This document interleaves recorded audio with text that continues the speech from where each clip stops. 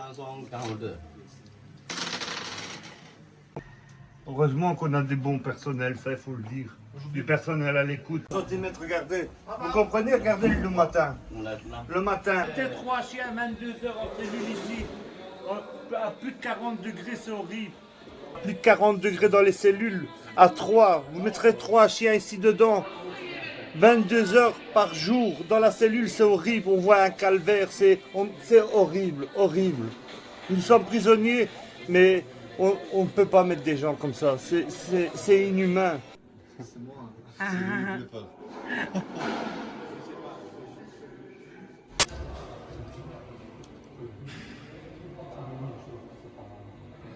J'ai envie de cuisiner un truc, je me retiens, j'ai faim, mais j'ai pas envie de faire à manger là tout de suite, parce qu'il fait trop chaud.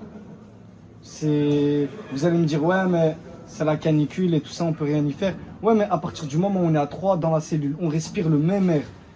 Notre corps, il dégage une certaine chaleur. Ok, 2. Moi, je remarque la différence que quand on est 2, que quand on est 3. Il y a un certain degré qui augmente. Moi, je le remarque directement. Je te fouille dans tes bras. Merci. Et tu vas aller vers ta cellule. Voilà. À tantôt.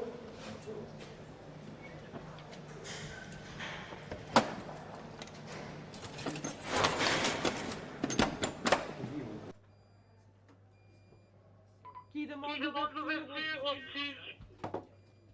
C'est le magasin.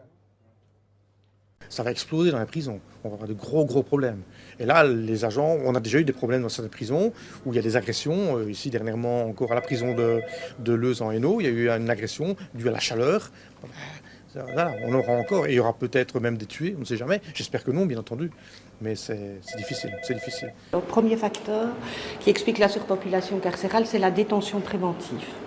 La détention préventive, normalement, on ne doit l'utiliser que dans des cas extrêmes, mais on constate qu'il y a en effet, entre guillemets, je mets des guillemets, un abus de la détention préventive.